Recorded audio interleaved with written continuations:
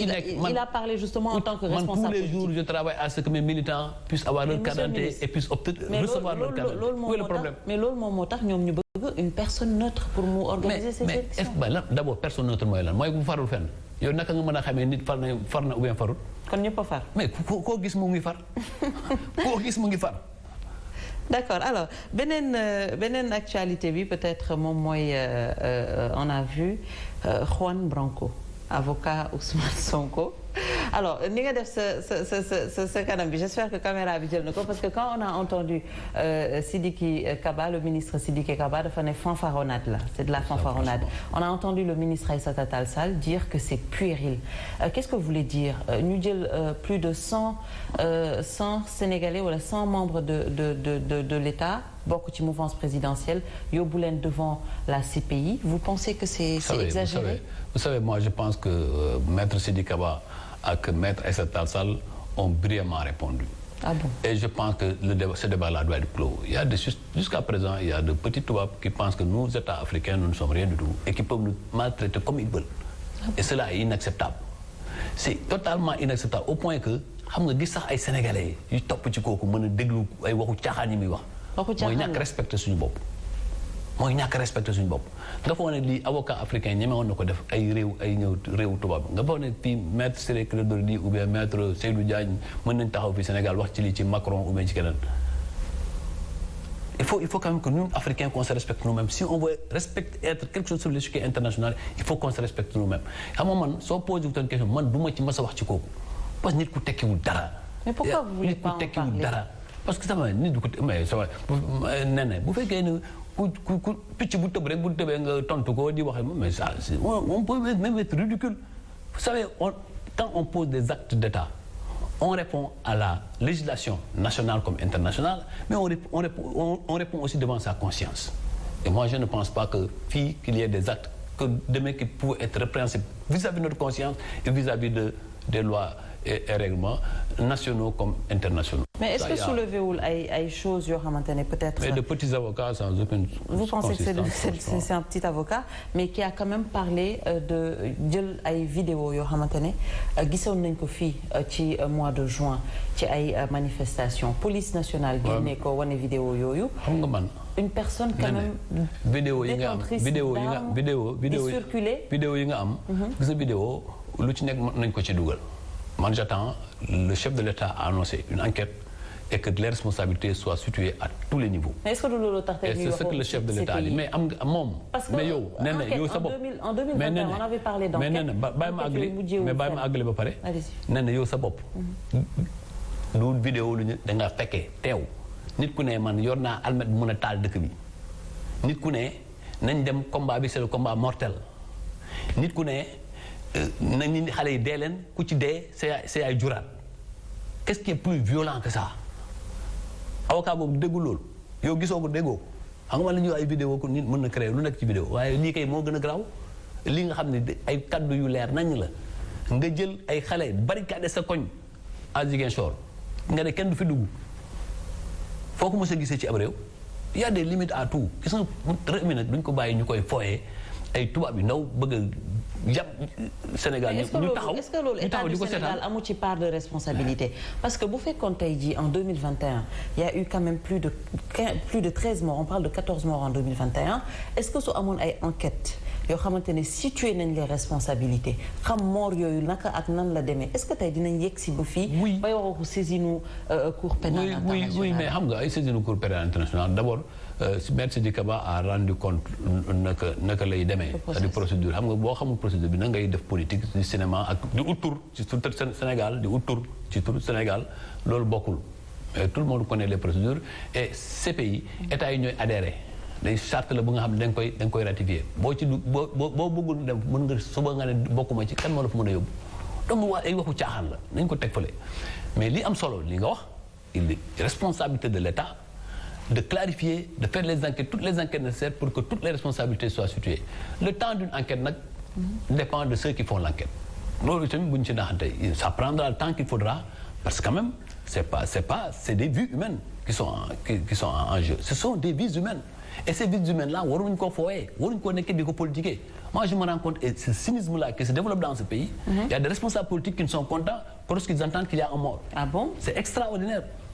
C'est-à-dire que la réussite se mesure à l'aune des morts. Mais ça, c'est très grave. Tout le monde a déploré ces morts. Ouais, mais il y a des partis qui n'ont jamais condamné ce qui s'est passé. Jamais. Bon, condamné aussi ce qui s'est passé.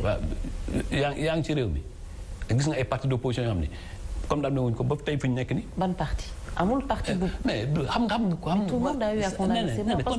Condamnation du bout des lèvres. Mais accusation yi tamit il faudrait que ñu koy moytu parce que def naa benn plateau quand j'ai entendu une personne dire que waa APR wala waa opposition bi ils se réjouissent de ces morts, mais loolu comment on peut tenir de tels discours? Ça rejoint un peu. Mais c'est ce que nous constatons, c'est que il y a une partie de l'opposition qui à chaque fois qu'il y a mort. Mais c'est comme si c'était une victoire. Et ça, c'est inacceptable dans un pays démocratique. Moo tax ma ne le rôle de l'État, c'est d'aller rechercher les coupables et les responsables de ce qui s'est passé et de les sanctionner. Mais pourquoi ça tarde autant? Il faut le faire. Pourquoi ça tarde autant? Bon, maintenant, on nous a parlé de force occulte en 2021. On nous a parlé de force occulte juin bi passé.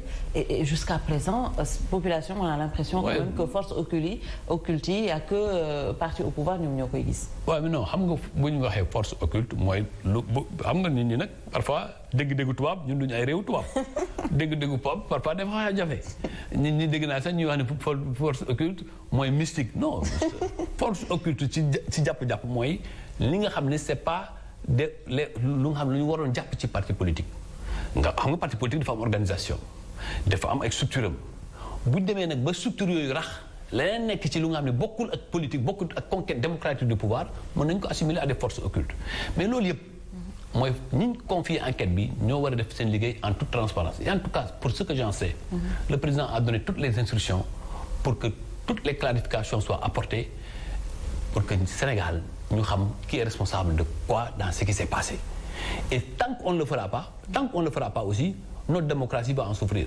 parce que quand même on ne peut pas se permettre dans un pays nit ñi di reyante jël ay pistolet ñu rey ay xale rey ay nit et vous avez vu la police aussi wax na ko xale yu ci dee mais vous pensez que c'est la revendication politique xale bu 14 ans ou 15 ans qu'on met dans une marche comme ça te na nga xool parce que c'était une manifestation politique organisée par des politiques mais buñ ci waree jàpp mais responsable politique yi ñoo ci war a jiitu man de ba may fàttaliku man bu ñuy xeex ci PDS buñ jàppoon jàpp nañ Ablaye Wade buñ jàppul Ablaye Wade jàpp nañ Idrissa Seck buñ jàppul Idrissa Seck jàpp nañ Ousmane Ngom buñ jàppul Ousmane Ngom jàpp nañ Modou Diagne Fada man loolu laa histoire PDS ou bien ñi mais dans ces manifestations là ban leader nga gis ñu jàpp ko sur le terrain le 1er et le 2 juin koo ci gis c'est prendre des jeunes, des enfants et d'en faire de la chair à canon. Oui, mais en 2012, ça, c'est irresponsable. En 2012 aussi, c'était la même chose. Non, les gens se battaient. Ouais, mais attendez.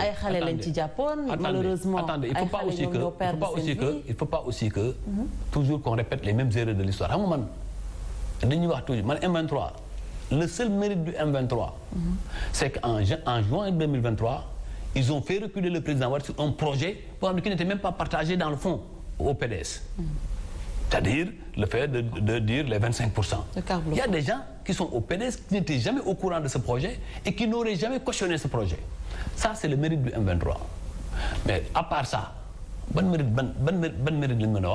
ils avaient dit non à la candidature de Wade. Wade s'est bien présenté. Le M23, dans son essence, leur candidat préféré, ce n'était pas le président Macky Sall. Ça aussi, c'est l'histoire.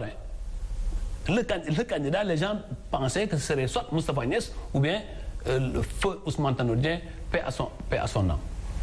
Mais le peuple sénégalais souverain a choisi quelqu'un qui est issu de la famille libérale. Qui était le président Macky Sall. C'est ça. Maintenant, on doit tirer les leçons de tout ça pour ne pas mener des combats inutiles, pour ne pas mettre des enfants, des jeunes comme chair à canon. Parce que si on ne tire pas les leçons de l'histoire, notre démocratie va toujours et ce qu'on attend aujourd'hui de l'État du Sénégal, c'est justement ça, qu'on puisse situer les responsabilités. Ah, ça, je suis d'accord avec vous. Oui, parce que c'est important. Vous l'avez dit tout à l'heure, peut-être, vidéo, on commencé cette vidéo de la police, ils nous ont fait peur bu ñuy waxee commencé di wax ni que y a eu des gens yoo xamante ne dañuy tirer ci manifestants yi mais ce qui a été dommage wala lu def tache d'huile c'est qu'on a vu ces personnes à côté des forces de l'ordre loolu également. mais encore que man ces vidéos là je dis moi je me réfère à la vidéo montrée par la police. Oui, justement. Parce que je considère que la police ne va pas nous montrer des banalités. Mais toute autre vidéo, pour moi, je fais attention parce qu'elle peut être source de manipulation. Vous pensez qu'il y a un montage là ou le... je ne préjuge de rien. J'attends le résultat de l'enquête de la police. Pour moi, à l'heure actuelle, je fais foi à ce que la police a dit, jusqu'à la preuve du contraire. Et jusqu'à présent, on n'arrive pas à trouver ces personnes-là. Nous avons des armes de guerre. Mais ils sont toujours là, en train de courir. man ak yooyu yëpp ay citoyens lañ. Oui. Kenn xamagul lu nekk ci enquête yi. Ba tey ñu ngi ci biir enquête. Ba tey procureur ou bien police génn guñ ne lii lañ gis lii lañ jàpp. buñ demee ba loolu waxtu woo bu jotee man ak yow nga xam ne ay citoyens normal lañu danañ xam. mais mu fii nii mën a guñ man de xamaguma ci dara waxanaa yow nga xam nag nga xamal ma. ok maa ngi xaar toujours ñu wan ñu ne que cette personne là qui yoroon arme de guerre ñii ñoo ko yoroon ñu ngi nii jàpp nañ leen teg nañ leen loxo c'est ce qu'on attend peut-être. mais ak ñi nekk seen ginnaaw. parce que am na ñu nekk seen ginnaaw mais c'est clair que ce qui s'est passé là du xëy rek spontané ça sama waa ji xam